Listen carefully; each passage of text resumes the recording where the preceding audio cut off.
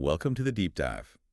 Today, we're embarking on a really crucial journey. We're looking into mental health care, Mm-hmm. an area that affects so many lives, but, you know, it can often feel incredibly complex to navigate. It really can. So our mission, basically, to cut through that complexity and hopefully empower you with some clear, actionable insights. Sounds good. You've provided us with some great source material. We've got excerpts from Madison Mental Health, Services, Costs, and Access. Yes. And our goal for this deep dive is pretty straightforward. We want to pull out the most important nuggets of knowledge about navigating mental health support, specifically in Madison in 2025. Right. Think of this as your shortcut, maybe, to being well-informed about the services, the costs, and crucially, how you actually access them. And the timing on this is, well, it couldn't be more critical, really. A key takeaway from those sources is that mental health awareness in Madison, it's reached unprecedented levels as we move through 2025. Okay. We're seeing more residents seeking professional support than ever before. No. Which means this deep dive, it's really designed to help simplify that search, finding quality, compassionate care right when people need it most. Absolutely. So, what can you expect from our journey today?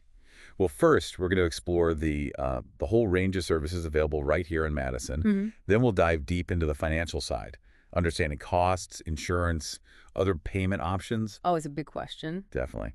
After that, we'll tackle the vital legal frameworks, the rules that impact your rights and access. Crucial stuff. And finally, we want to equip you with practical tools for finding the absolute right fit for your specific needs. Our goal is just to make these often complex topics really clear and actionable for you. Great. Where should we start? So let's start where most people begin. What kind of mental health services are actually available in Madison right now?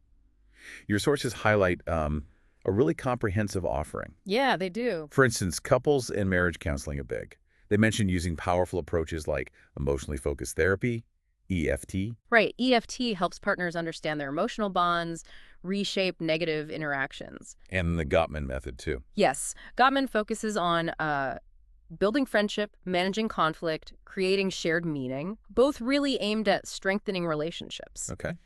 And what truly stands out here is how Madison's mental health landscape in 2025 isn't just about, offering services. It's about prioritizing evidence-based approaches. Right, making sure the care is effective. Exactly. Ensuring that the care residents receive is both compassionate and clinically effective. Beyond relationships, there's significant support for anxiety and depression. Okay.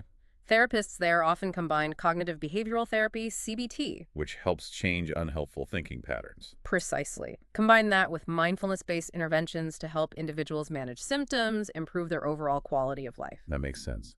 And what about for people dealing with trauma? Yeah, for those navigating the lasting effects of traumatic experiences, the options include specialized trauma therapy. Techniques like EMDR, eye movement desensitization, and reprocessing that helps process distressing memories. Mm-hmm. Also, trauma-focused CBT and somatic experiencing, which helps release trauma stored in the body, they're all used to create safe environments for processing difficult experiences. Really important work. Absolutely. And another compelling detail from the sources points to anger management therapy. No. Here, the focus is on teaching healthy strategies, understanding and controlling emotional responses. How?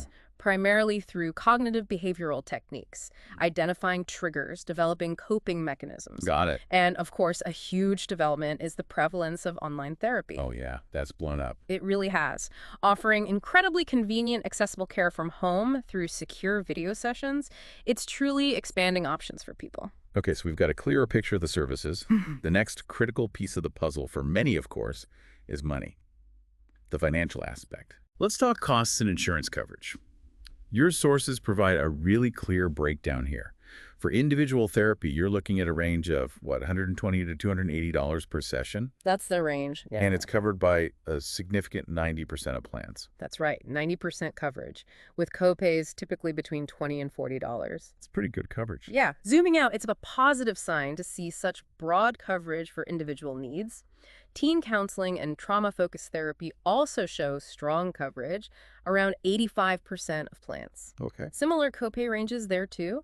ADHD therapy is a bit less, around 80% coverage, and slightly higher copays maybe. But this widespread coverage, it really does lower barriers for many people. But, this cost breakdown reveals a really fascinating nuance. While individual therapy is broadly covered, there's a striking difference for couples counseling. Ah, yes, that stood out. Only about 30% of plans offer coverage for couples therapy. 30%, that's low. And the copays are higher, right? $40 to $80. Right. It really suggests that while, society increasingly values relationship health, the financial support from insurance plans, well, it hasn't quite caught up. Yeah, puts a big financial burden on couples seeking help. It can, yeah. Family therapy falls somewhere in the middle, covered by about 75% of plans. Right. And that's a crucial detail for planning your approach to care, thinking about what's covered. On the other hand, group therapy stands out. How so? It's the most widely covered, actually. 95% of plans. Wow, 95%? Yep. And with remarkably low copays, typically $10, $25. That's very accessible. It is. And online therapy is also very well covered, at 90% of plans, with copays between $15 and $35. Again, expanding accessibility, removing those geographical barriers. Good to know. Okay, so beyond insurance, there are other payment options in Madison in 2025. Definitely. Most therapists accept major insurance plans: Blue Cross Blue Shield, Aetna, Cigna, United Healthcare, Medicaid, the usual suspects. But if insurance isn't an option or maybe not enough, Right. Many providers offer sliding scale fees. These are based on income, typically ranging from maybe $50 to $120 per session. Makes care more accessible if you're paying out of pocket. that's a big help. This really addresses that affordability question. And for self-pay, there can be benefits too. Like what? You can often get maybe a 10–15% discount for paying in advance or package deals. Sometimes student and senior citizen discounts too. Okay. Plus, flexible payment plans are often available. And don't forget about using pre-tax funds from health savings accounts, HSAs, or flexible spending accounts, FSAs. Right. HSAs and FSAs can definitely be used for therapy. And employee assistance programs, EAPs, we should mention those. Oh, absolutely. EAPs. Many Madison employers provide, 3 to 8 free therapy sessions through these benefits? Yeah, something like that. It's Yeah. always worth checking with your HR department. It's such a valuable, often overlooked resource. Totally agree. Free sessions, you can't beat that to start. Okay, so we've covered services and costs.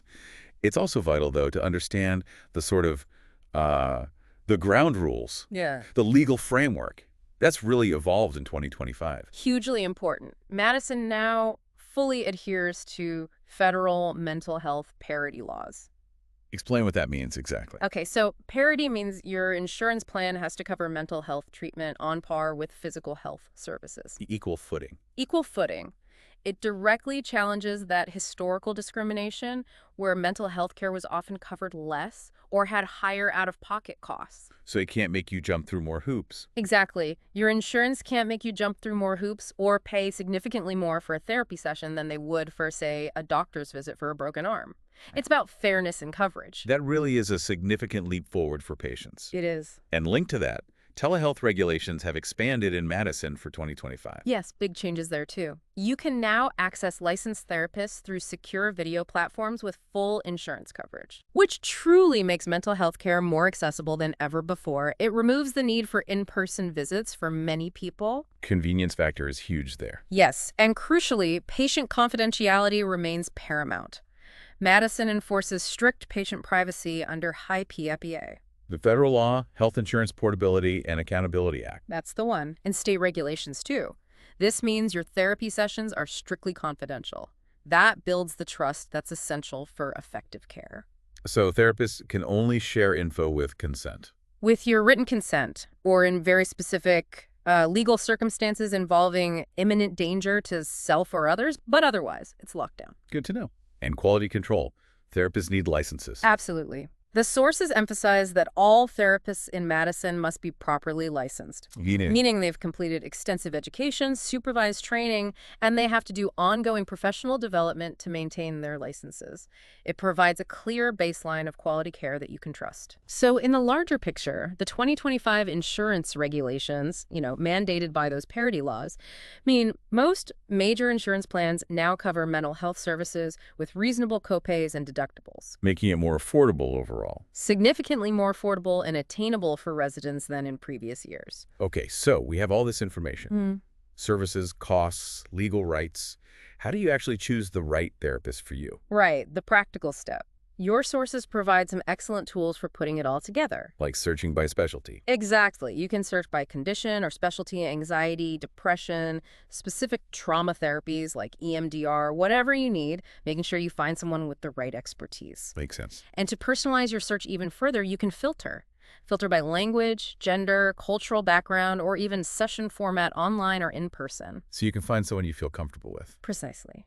This helps ensure maximum comfort and a better therapeutic match, which is so important for the healing process itself. And then practical checks. Yes, finally, always check reviews if they're available. Look for detailed pricing information up front.